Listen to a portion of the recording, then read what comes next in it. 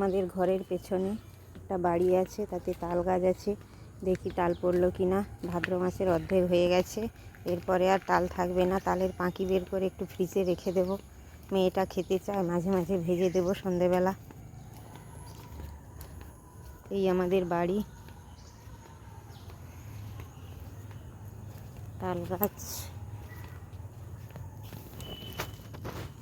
তাল পড়েছে কিন্তু সব খেয়ে খেয়ে ফেলিয়েছে তালগুলো।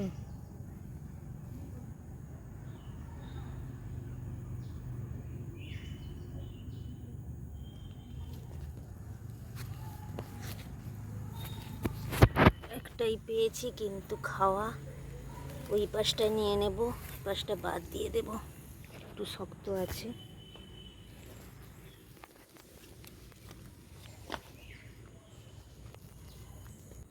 বাড়ির পাশেই একটা পুকুর আছে, এটা আমার শ্বশুর মশাইয়ের পুকুর। চারিদিকে গাছ।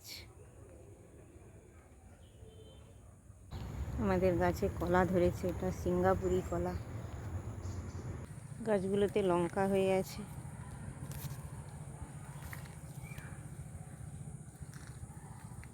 কিছু তুলে নেই, কালো কালো হয়ে আছে, এগুলো ঝাল লাগবে। এটা উচ্ছা গাছ, উচ্ছা হয়ে আছে। এটা পটল গাছ। পটল তো দেখতে পাচ্ছি না।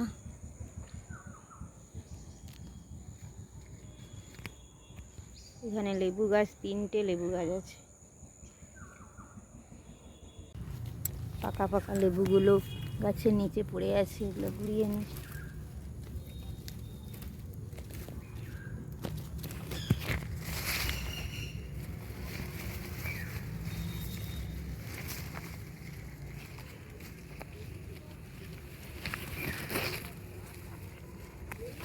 অনেকগুলো লেবু, লঙ্কা, একটা তাল পেলাম।